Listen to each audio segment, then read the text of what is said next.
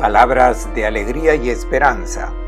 Es el quinto domingo de Cuaresma. El Dal Evangelio Vangelo es de secondo Juan Giovanni. 11, 1, 45. El comentario del Padre Fernando Armelini. Estamos en la introducción al domingo quinto de Cuaresma, y es el Padre Armelini que nos hace una ambientación geográfica sobre el Evangelio de hoy. ¿Dónde se ambienta este episodio? Escucharemos que Jesús se encuentra en Betabara. Lo pueden apreciar al fondo. Y también pueden observar el Mar Muerto. Es una foto aérea muy hermosa. Jesús se encuentra en ese lugar donde fue bautizado y allí está junto con sus discípulos. Y dentro de poco sentiremos la noticia de que Jesús fue enterado de que Lázaro no está bien. Ahora pueden también observar dónde se encuentra Betania. Betania se encuentra a 3 kilómetros de Jerusalén. Y pueden observar que está antes de llegar al Monte de los Olivos. Bajando del Monte de los Olivos comienza el desierto de Judá. Y también pueden ver el templo de Jerusalén. Con este panorama pueden observar dónde se ubica este episodio muy importante que nos narra el Evangelio de Juan en este domingo quinto de Cuaresma. Y ahora pueden observar también una foto de cómo era el pueblito de Betania hacia finales de 1800. El pueblo de Betania del tiempo de Jesús no era muy diferente de lo que ven en esta foto. Este era el pueblo que Jesús visitaba con frecuencia porque allí había una familia muy amiga suya, compuesta de un hermano y 2 hermanas, como escucharemos dentro de poco. Escuchemos ahora el texto del Evangelio. Las hermanas de Lázaro le enviaron un mensaje a Jesús: Señor, tu amigo está enfermo. Al oírlo, Jesús comentó: esta enfermedad no ha de terminar en la muerte, es para gloria de Dios, para que el Hijo de Dios sea glorificado por ella. Jesús era amigo de Marta, de su hermana y de Lázaro. Sin embargo, cuando oyó que estaba enfermo, prolongó su estadía 2 días en el lugar. Después dice a los discípulos: vamos a volver a Judea. Le dicen los discípulos: Maestro, hace poco intentaban apedrearte a los judíos y quieres volver allá. Jesús les contestó: ¿no tiene el día 12 horas? Quien camina de día no tropieza, porque ve la luz de este mundo. Quien camina de noche tropieza, porque no tiene luz. Dicho esto, añadió: nuestro amigo Lázaro está dormido. Voy a despertarlo. Contestaron los discípulos: Señor, si está dormido, sanará. Pero Jesús se refería a su muerte, mientras que ellos creyeron que se refería al sueño. Entonces Jesús les dijo abiertamente: Lázaro ha muerto, y me alegro por ustedes de no haber estado allí para que crean. Cuando Jesús llegó, encontró que llevaba 4 días en el sepulcro. Betania queda cerca de Jerusalén, unos 3 kilómetros. Muchos judíos habían ido a visitar a Marta y María para darles el pésame por la muerte de su hermano. Cuando Marta oyó que Jesús llegaba, salió a su encuentro, mientras María se quedaba en casa.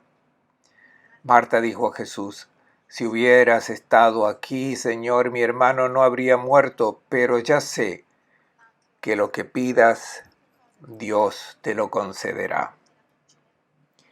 Le dice Jesús: ¿tu hermano resucitará? Le dice Marta: sé que resucitará en la resurrección del último día. Jesús le contestó: yo soy la resurrección y la vida. Quien cree en mí, aunque muera, vivirá. Y quien vive y cree en mí, no morirá para siempre. ¿Lo crees? Le contestó: sí, Señor, yo creo que tú eres el Mesías, el Hijo de Dios, el que había de venir al mundo. Jesús, estremeciéndose de nuevo, se dirigió al sepulcro. Era una caverna con una piedra adelante. Jesús dice, retiren la piedra. Le dice Marta, la hermana del difunto, Señor, huele mal, ya lleva 4 días muerto. Le contesta Jesús, ¿no te dije que si crees verás la gloria de Dios? Retiraron la piedra. Jesús alzó la vista al cielo y dijo, te doy gracias, Padre, porque me has escuchado. Yo sé que siempre me escuchas, pero lo he dicho por la gente que me rodea, para que crean que tú me enviaste. Dicho esto, gritó con fuerte voz, Lázaro, sal fuera. Salió el muerto con los pies y las manos sujetos con vendas y el rostro envuelto en un sudario. Jesús les dijo, desátenlo para que pueda caminar.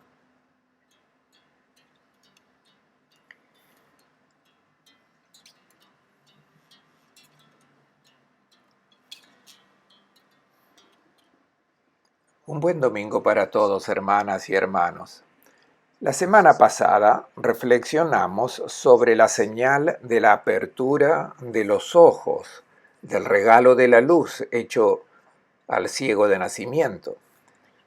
Pero nos queda un interrogante. Cristo le abre los ojos, pero ¿para dónde ir? ¿Se trata de una meta o solamente para ver un poco lo que la vida ofrece y luego todo queda ahí? Es a este interrogante que la lectura del texto evangélico de hoy quiere responder. Si queremos una vida realmente humana, debemos tener presente el fin, a la meta de nuestra vida. De lo contrario, toda nuestra vida es un huir de la muerte, un esfuerzo de escapar de un evento al cual vamos eventualmente a encontrar. Nuestra cultura se esfuerza por diferir nuestro encuentro con la muerte, pero de la muerte nadie se puede escapar. Porque nos gustan los santos, porque nos ayudan a dilatar este momento decisivo. Y si nos ayudan en esto, curando las enfermedades, si no nos ayudan en esto, entonces no sirven. Nos preguntamos, ¿se trata de una victoria sobre la muerte? ¿Poder llegar a una vejez que no se acaba más? ¿Eso es una victoria? El interrogante que nos ponemos cuando reflexionamos sobre este evento que forma parte de nuestra vida es el siguiente. Al final, ¿voy a caer en un abismo oscuro, silencioso, y luego me disolveré en la nada de la cual he nacido y el mundo continuará sin mí? Por tanto, sin sentido último, no dejaré ningún rastro de mi paso por esta tierra. Aunque Cristo me abra los ojos y después no me muestra qué sentido tiene mi vida cuando acaba, entonces esa luz que me da no me sirve para mucho. Y esa nada, que para nosotros es muy difícil de aceptar porque sentimos que estamos hechos para una vida que no acaba, estamos hechos para el infinito. Para muchos la solución es la eliminación de pensar y hablar de la muerte. Hablar de la muerte es un mal gusto. Para muchos es un tabú, lo sabemos. Hace unas décadas el tabú era el sexo. Ninguno hablaba sobre el sexo, pero de la muerte se hablaba continuamente. Estaba siempre presente en la mente, en el pensamiento y en el hablar cotidiano. Hoy se habla mucho de sexo, pero el tema de la muerte no se toca. Pero casualmente nos hemos hecho humanos cuando tomamos conciencia que nuestra vida tiene un principio y tiene un fin. Por tanto, es muy oportuna la frase del Salmo 90 que dice, enséñanos a contar nuestros días y habremos alcanzado la sabiduría del corazón. cuando tenemos presente, con sabiduría, no con miedo, que nuestra vida es limitada, entonces estaremos dispuestos a aprovecharla bien, porque la viviremos mal si estamos convencidos o no pensamos y vivimos como si siempre podremos vivir aquí, en esta tierra, en esta vida biológica. Si la fe no responde a este interrogante, nos deja con el enigma que ha angustiado a la gente desde que se abrió su mente y pasaron a ser autoconscientes. Vayamos ahora a esta señal hecha por Jesús, la señal de la reanimación de Lázaro. Pongamos las cosas claras desde el principio. Muchas veces hablamos de resurrección de Lázaro, pero este término no es acertado porque cuando hablamos de resurrección entendemos el paso de esta vida, la que vivimos aquí en la tierra, al ingreso en la casa del Padre, en el mundo de Dios, en la vida eterna. Esta es la resurrección. Cristo ha resucitado, no porque regresó a este mundo, sino porque ha pasado de nuestro mundo a la casa del Padre. Por tanto, reservamos este término resurrección para el ingreso a la vida definitiva, a la vida con el Padre del cielo. Cuando nos encontramos con un episodio como el de Lázaro, debemos hablar de reanimación, esto es, de volver a la persona, no sabemos dónde estuvo, pero seguramente no había resucitado, no había entrado en la vida definitiva, y devolverla a la vida. Esto se llama reanimación. Por tanto, lo que Jesús hizo fue un gesto extraordinario, una sanación, una de tantas que hizo, pero esta fue particularmente chocante para la gente, porque Lázaro ya era considerado muerto definitivamente. Y Jesús lo ha reanimado, lo ha devuelto a la vida. Este es el gesto que hizo Jesús y que impactó mucho a la gente que asistió a este prodigio obrado por el Maestro. El evangelista Juan toma este episodio de la vida de Jesús, en el cual se ha revelado la fuerza prodigiosa que Jesús tenía en sí mismo, volver a la vida a una persona que había muerto. Juan utiliza este episodio y lo relee para mostrar que Jesús es el Señor de la vida, no de la vida biológica. Esta es aún una señal muy pálida. Jesús es capaz de traer a la vida nuevamente a Lázaro, pero esta no es la victoria sobre la muerte, porque Lázaro regresó, Lázaro volvió a morir. Y pienso que no le hizo un gran favor a Lázaro si ya hubiese entrado en la casa del Padre, regresarlo a esta vida para que tenga que morir otra vez más. Esto no es lo que ha pasado. Ya he mencionado que el episodio concreto fue una reanimación que sorprendió mucho a la gente, porque se trató de algo extraordinario, pero el evangelista Juan lo relee para mostrar que Jesús es el Señor de la vida. Él es capaz de vencer la muerte, pero vencer la muerte, repito, no quiere decir regresar siempre a esta vida a la gente. Quiere decir llevarlas a la vida que no es más tocada por la muerte biológica. Es darnos una vida que no está contaminada de los eventos de la conclusión de nuestra vida aquí en la tierra. Una vida que continúa en la casa del Padre. Este es el mensaje que el evangelista quiere presentar en la relectura que hace de un episodio en la vida de Jesús. Vayamos ahora al texto del Evangelio.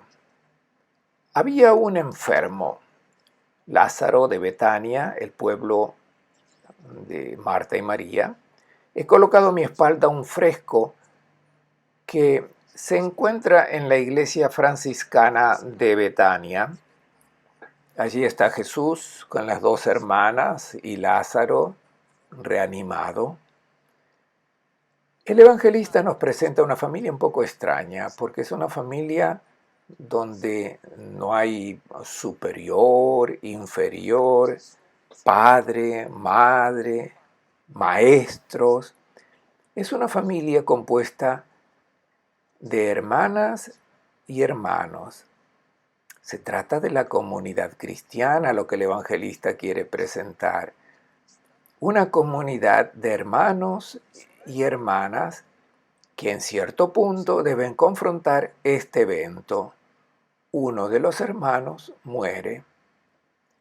¿Puede hacer algo Jesús frente a la desaparición de una persona sobre la tierra una vez verificado que esa persona ha muerto? ¿Qué puede hacer Jesús? Cuando su hermano enferma, las hermanas envían un mensaje a Jesús diciendo: Señor, el que tú amas está enfermo. Y después de oír esto, Jesús dice: esta enfermedad no es de muerte, sino para la gloria de Dios. A través de esa muerte se manifestará lo que Dios es capaz de hacer. Una enfermedad que lleva a la muerte. Quiere decir que hay enfermedades, y las experimentamos nosotros muchas veces, que llevan a la muerte, pero también otras enfermedades que no llevan a la muerte. ¿Qué quiere decir Jesús? La enfermedad que lleva a la muerte es la que destruye la vida verdadera. Esta es la muerte, y de ella habla el libro del Génesis, que dice: si haces opciones distintas a las que Dios te indica, tú mueres, tú destruyes la identidad de humano, destruyes tu vida. Pero hay enfermedades que te llevan a la muerte biológica, pero estas enfermedades no son para la muerte. La enfermedad que lleva a la muerte biológica no es para Jesús una enfermedad mortal para la muerte, porque a través de esa muerte se revela lo que Dios ha proyectado para el hombre. Los discípulos entenderán más adelante lo que Jesús quería decir. Jesús amaba a Marta y a su hermana María y a Lázaro. Es todo un clima afectivo de amor en esta familia, y Jesús ama a estas hermanas y hermanos. Es el amor de Cristo para la comunidad cristiana. Cuando Jesús fue informado que Lázaro estaba enfermo, todavía se quedó Jesús 2 días en el lugar donde se encontraba, y las dos hermanas se le quejarán. Jesús quiere a Lázaro y lo deja morir. ¿Es esto una falta de amor por parte de Jesús? No. Es un mensaje que quiere dar. Es la pregunta que nosotros ponemos: ¿por qué la muerte? ¿Dónde se encuentra el amor de Dios y al final se lo deja morir? Se trata del tema de la omnipotencia de Dios. Nosotros querríamos que Dios nos hiciera entrar en el paraíso sin morir, conservando esta vida biológica que tenemos. ¿Lo puede hacer Dios? La respuesta es no. Dios no lo puede hacer, porque si lo pudiese hacer, lo haría. Sería cruel que una persona creyese en un Dios que hace morir para después dar nuevamente una vida biológica. El problema es que nuestra vida biológica pertenece a este mundo y nosotros somos humanos, no ángeles, y los humanos debemos hacer este camino, vivir una vida biológica en este mundo, y si Dios nos da la vida, su vida, Cuando la vida biológica concluye, la vida de Dios continúa. La persona con toda su historia entra en el mundo de Dios. Debemos ser muy claros, como lo estuvo Jesús. No es el cadáver el que entra en la vida eterna, porque esto pertenece a la vida biológica. Es es lo vivo que resucita. Y así Jesús dice, el que cree en mí tiene vida eterna. El que come mi carne y bebe mi sangre tiene la vida del eterno, que no está tocada por lo que acontece en el mundo biológico. Si son los vivos los que resucitan, no los cadáveres. Dios no puede inmortalizar nuestra condición de vida en este mundo porque nuestra identidad de ser humanos es la de existir para morir, para que se termine esta vida y luego continúe la vida que el Padre del Cielo ha donado y es su propia vida. Veremos que Marta cae en el mismo equívoco. Quiere que Jesús se incline de la parte de la vida biológica. Marta se enoja, dice, si hubieras estado aquí, él no hubiera muerto. Pero si no moría, no habría victoria sobre la muerte, porque la muerte es un monstruo que retorna para apoderarse de la prenda. Tarde o temprano reaparece. Esta no es la victoria sobre la muerte. Hacerlo regresar a esta vida no es la victoria. La victoria sobre la muerte es cuando se introduce en un mundo con una vida que no es tocada ya por ninguna forma de muerte. El comportamiento de Jesús es una lección muy importante para la comunidad cristiana. Dejando morir a Lázaro, Jesús nos dice que no ha venido para impedir la muerte biológica. Esto es el recurso natural de la vida del hombre. El Señor tampoco está ausente cuando esto sucede en nuestra vida, cuando nuestra vida acaba. Debemos estar atentos y tener bien clara esta idea que Jesús muestra claramente en el texto evangélico. Así, cuando en los funerales se lee el texto de Lázaro que estamos comentando, creo que no consuela a las personas que lo están escuchando y quizás las hace enojar porque si nos encontramos, por ejemplo, de frente a una persona joven que ha dejado este mundo y luego leemos que Jesús reanima o resucita a Lázaro, como impropiamente decimos aún, uno se pregunta, ¿por qué esta persona no regresa, no retorna a esta vida? Pero Jesús no ha venido para esto, ha venido para introducirnos en la vida del Eterno. Tampoco los discípulos entienden. De hecho, cuando Jesús dice, volvamos, regresemos a Judea, se rebelan y dicen que tienen miedo porque Jesús había estado amenazado de muerte. Pero Jesús retoma el camino y dice, vamos, nuestro amigo Lázaro duerme. Y los discípulos piensan que si duerme se pondrá bien. Jesús hablaba de su muerte y de hecho dice, Lázaro ha muerto y me alegro por ustedes de no haber estado allá. Vayamos allá. De haber estado allá, Jesús podría haber hecho un gesto de curación, como lo hizo con tantos enfermos, pero aquí lo deja morir para mostrar lo que Jesús hace por los muertos que han fallecido. Se avecina a Betania con decisión. Es interesante el detalle que Jesús no entra en Betania, no entra en la aldea donde, como veremos, están llorando los judíos que fueron a consolar a las hermanas. No entra y hace salir a todos los que se encuentran en esta aldea donde no se hace otra cosa que llorar, pero sin la luz, sin la esperanza, sin saber cuál es el diseño de Dios sobre sus hijos, sobre los hombres. La primera que sale de Betania es Marta. Dice el texto que cuando Jesús llega, Lázaro ya estaba muerto desde hacía 4 días. Es un detalle para decir que Lázaro ha muerto. ¿Qué puede hacer Jesús por un muerto? Los judíos habían venido a consolar a Marta y María, pero ¿de qué consuelo se trataba?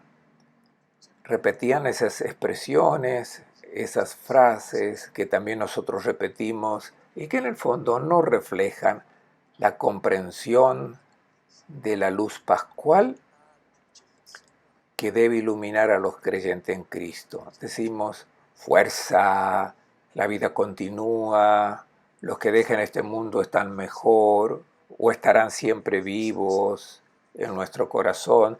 No muere sino pero permanecen en nuestro corazón. Sabemos que los laicos tienen también sus ritos porque es necesario exorcizar este drama con ritos, despedidas. Lo vemos tantas veces. Puede ser escuchar música, la lectura de textos poéticos o literarios, discursos, elogios fúnebres.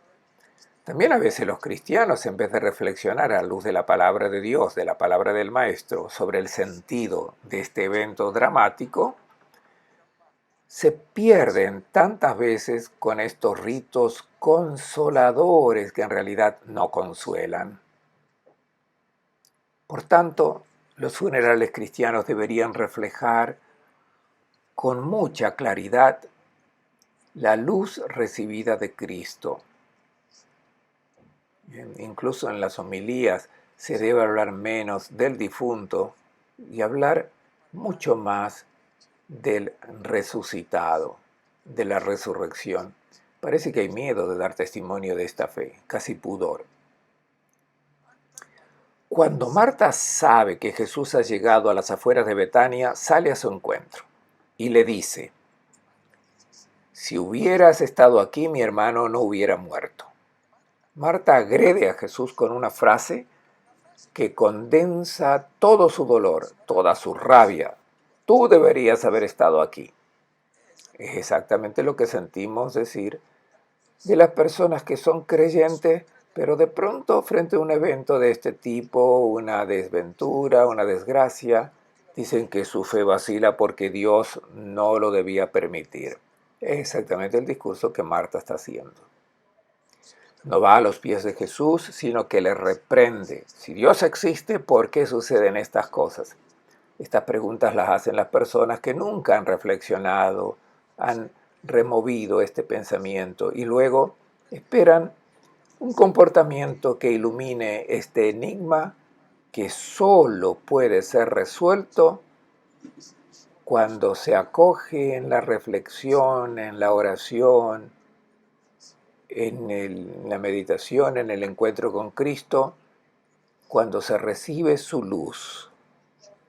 Y María continúa, pero sé que si pides a Dios cualquier cosa, sé que te lo dará.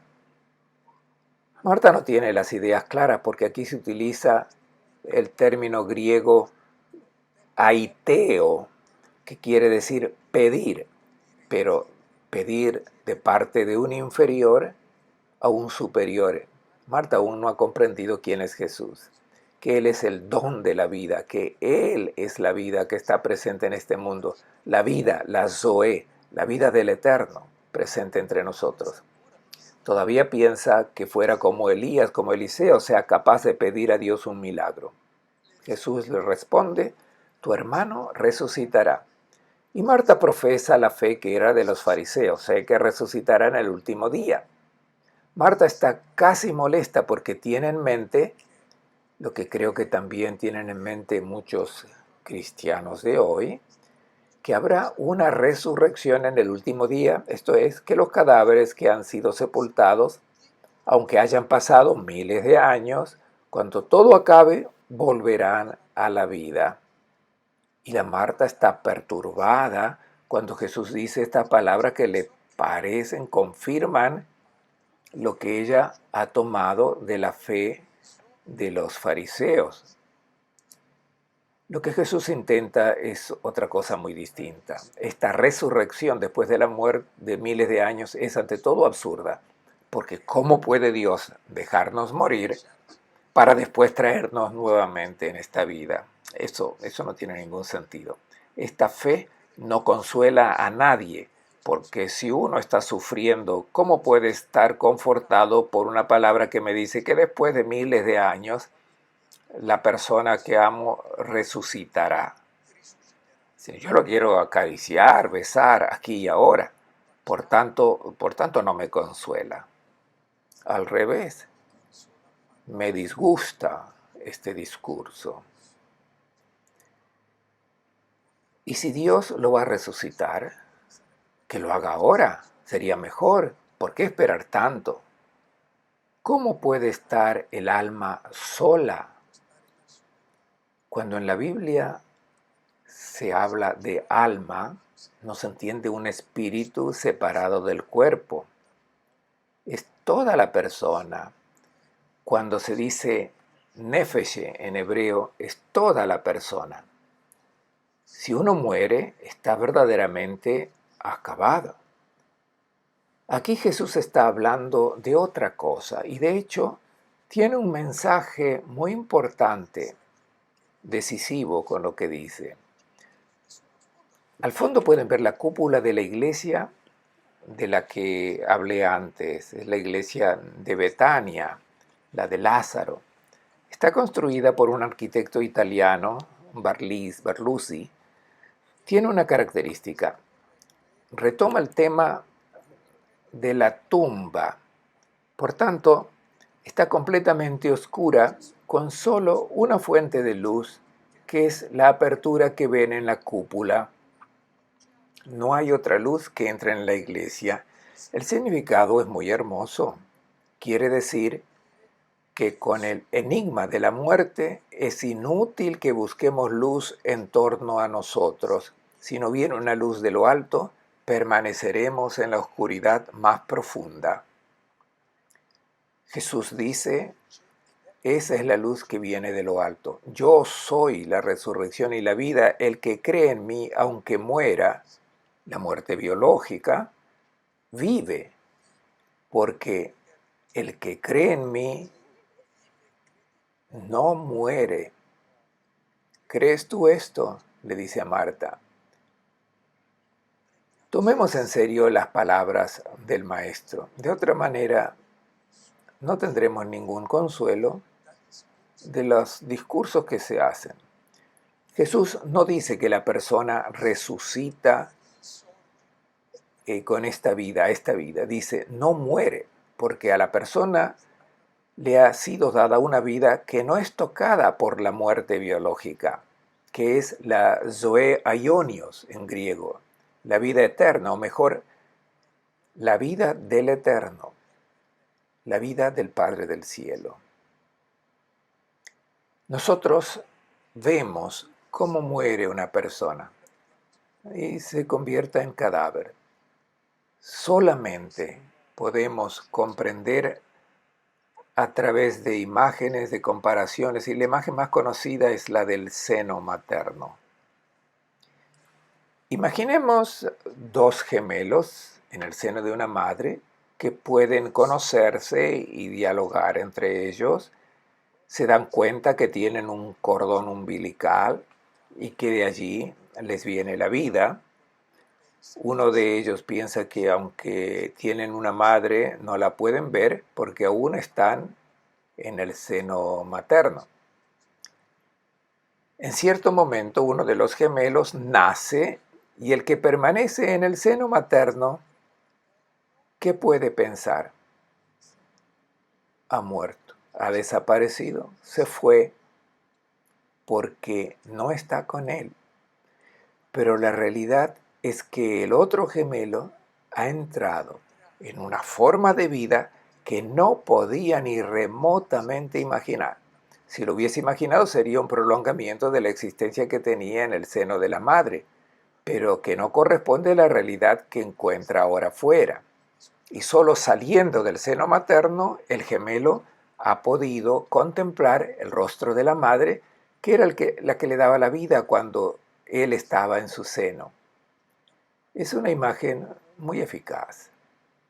Cuando Jesús dice, el que cree en mí no muere, esto es, quien ha comprendido y ha aceptado este don que el Padre del Cielo ha hecho, que es su misma vida, no muere. La vida biológica acaba, pero la vida del Eterno se manifiesta en su plenitud. Marta responde, yo creo que tú eres el Cristo, pero aún no tiene las ideas claras esta Marta. Y también está María, pero Jesús no entra en la aldea. Manda fuera a todos. Marta ya no llora porque ha comenzado a entender cuál es el destino del hermano que no está más con ella. Ha ingresado en la vida de Dios. No llora Marta, sino María es la que llora. Y cuando Jesús ve llorar a María, Jesús se turba, se estremece en su espíritu, y esto es el significado porque la concepción de la muerte que hace llorar, que hace desesperar, crea muchos problemas, es muy peligrosa.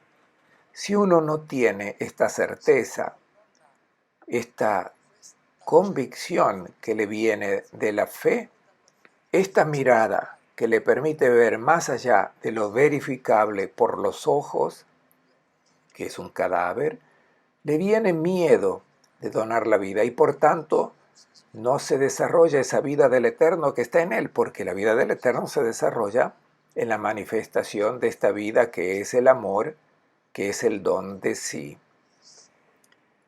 Pregunta a Jesús, ¿dónde lo han puesto? Y le dicen, ven a ver. Y Jesús vierte lágrimas. Se utilizan dos verbos en este texto para decir llorar. Está el llanto de los judíos, el llanto de María, y se utiliza el verbo klayein, que quiere decir un llanto desesperado, se rasga el vestido, se pone en polvo en la cabeza. Es el llanto del que piensa que el hermano o una hermana que han muerto acaban en la oscuridad de la tumba y desaparecen para siempre. También Jesús llora, pero el verbo que se utiliza no es klayein, sino et cruein, edakesen, que significan corrían lágrimas de sus ojos. Porque la muerte es siempre un advenimiento trágico y dramático y siempre hay que tratarlo con mucho respeto, con un dolor solidario que se expresa con lágrimas. Tampoco el creyente no puede no llorar, porque la persona que ama y que ya no puede abrazar, tocar, lo ha precedido en la casa del Padre, pero no está cercano visiblemente y por tanto llora como Jesús ha llorado.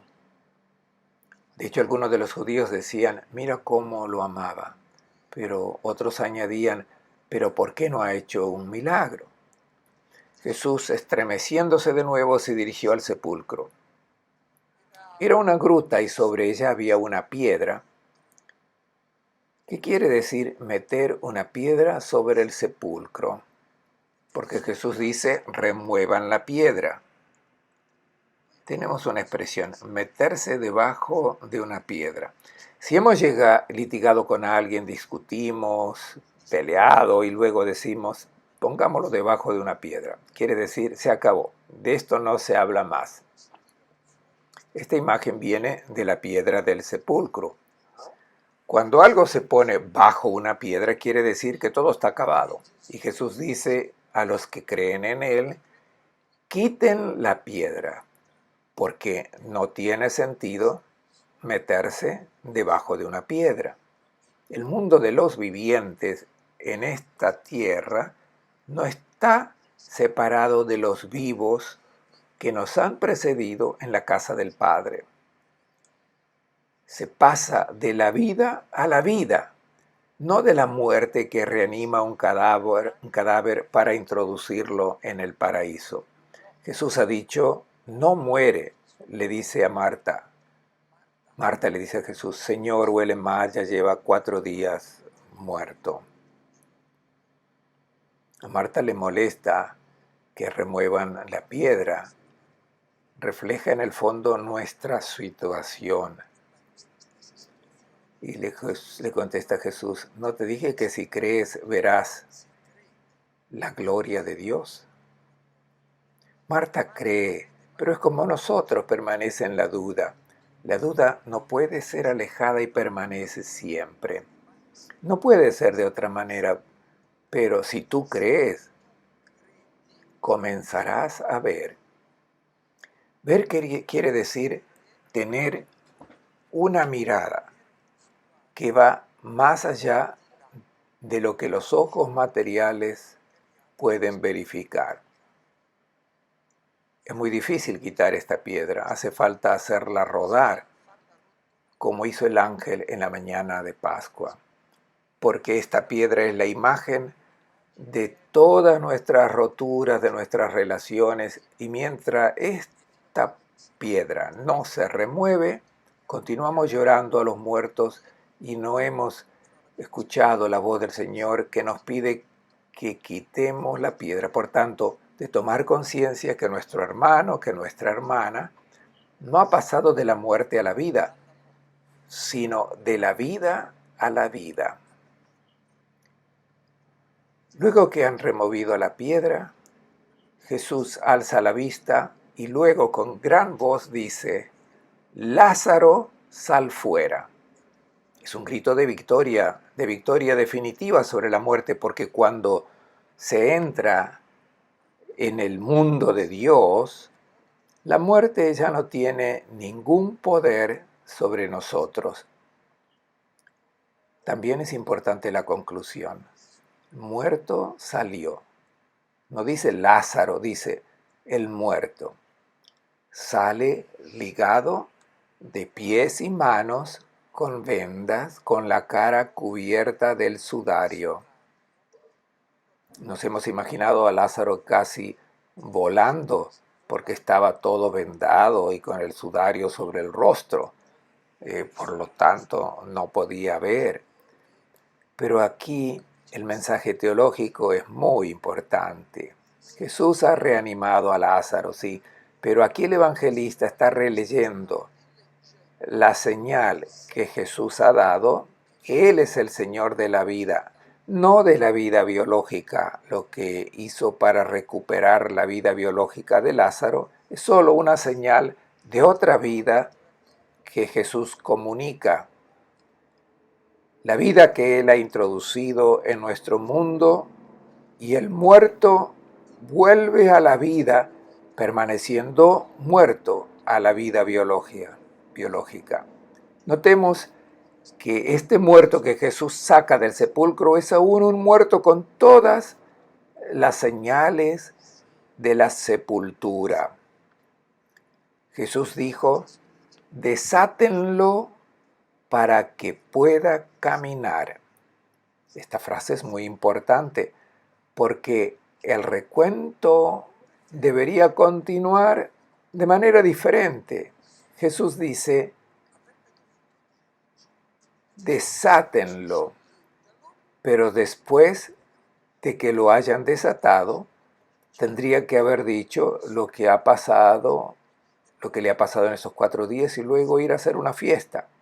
Después vendrían los sentimientos de alegría, lo abrazan, él que abraza a Jesús, le agradece, luego la fiesta, una cena. En vez de invitar a hacer una fiesta, Jesús dice, desátenlo y déjenlo andar. Esta orden de Jesús es misteriosa porque no dice, vayamos juntos, dice, déjenlo andar. Y todo el interés debería estar sobre Lázaro. En vez, Lázaro se va en silencio sin suscitar el interés de los presentes. Es la invitación dirigida a los hermanos de la comunidad que lloran la pérdida de una persona querida. Es doloroso separarse de un amigo, de un hermano, pero sería egoísta querer retenerlo siempre con nosotros. Llega el momento en que esta hermana, este hermano, hay que dejarlo andar, aunque nos gustaría retenerlo y partir todos juntos, pero esto no es posible. Nosotros acompañamos a un hermano en este paso de la vida a la vida, pero con mirada del creyente, que lo ve caminar hacia la casa del Padre. Debemos dejarlo andar. Quiero concluir esta reflexión sobre este célebre texto, muy importante para nuestra fe, porque abre nuestros ojos sobre el destino de nuestra vida con la presentación de una pequeña placa de mármol que se encuentra en los museos vaticanos. En esta placa de mármol hay una inscripción que dice: aquí reposa un bebé inocente, su nombre Sid, de 4 meses y 24 días. Ha sido llamado por Dios al mundo de la paz. Luego la fecha, 431. ¿Qué vemos sobre esta placa funeraria? Vemos en el centro una corona de laureles con la cruz monogramada de Cristo. Luego hay 2 palomas con un ramo de olivo en el pico. Es el mundo donde reina la paz siempre. En las 2 extremidades del plano transversal de la cruz cuelgan 2 letras del alfabeto griego, el alfa y el omega. Pero hay un detalle extraño. Esta placa ha sido puesta por sus padres cristianos, mostrando que Sid, su hijito, ha entrado en el mundo de la paz. Está el olivo, las palomas, símbolo de todas las almas que están en el cielo. Pero el alfa y el omega se mueven del lugar alfa y omega. Luego aquí dice omega y alfa. Es la profesión de fe de estos 2 padres que han tenido un bebé muy amado. La omega, la conclusión, y el alfa, la despedida para ir a la vida con Dios. Busquemos también nosotros de tener esta fe y con mayor serenidad, aunque con lágrimas, acompañaremos a nuestros seres queridos en el paso de la vida a la vida. Les deseo a todos un buen domingo.